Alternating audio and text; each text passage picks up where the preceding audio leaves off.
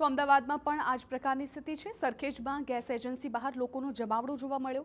Gas cylinder લેવા માટે ગ્રાહકોએ પડાપડી કરી રહ્યા છે। સિલિન્ડર નહીં મળે તેવી શંકા સાથે લોકોનો ધસારો વધી ગયો। કેટલાક સ્થળોએ સિલિન્ડર ન મળતા હોવાની ફરિયાદો ઉઠી।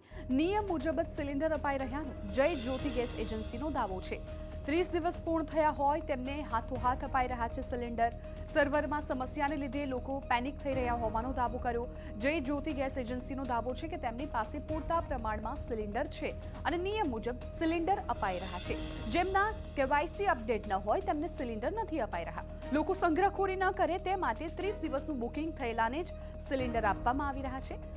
આ તરફ જે ગ્રાહકો સિલિન્ડર લેવા પહોંચ્યા હતા તેમનો પણ દાવો છે કે ખરેખર કશું ચિંતા જેવું નથી, પરંતુ અફવાને પગલે લોકો પેનિક થઈ રહ્યા છે।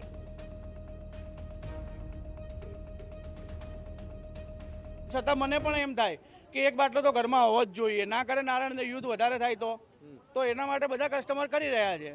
પૂરતી માત્રામાં છે બોટલ તો પૂરતી માત્રામાં છે। કોઈ જગ્યાએ સપ્લાયમાં કમી આવે છે ના, જરા પણ નહીં, પૂરતી માત્રામાં છે। એક પણ કસ્ટમર પાછું ગયું નથી। અમે 100-150 બાટલાના આપ્યા છે ગ્રાહકોને।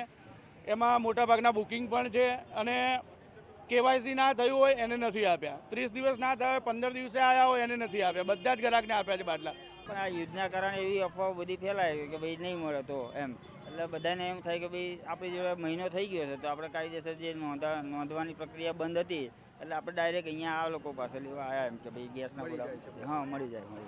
સિસ્ટમ ઓકે ચાલી રહી છે। જેને રિક્વાયરમેન્ટ છે, જેને 20 દિવસ પહેલાં લીધેલો હોય એ લોકોને જરૂરિયાત પ્રમાણે આપે જ છે અને કોટા પૂરેપૂરો છે।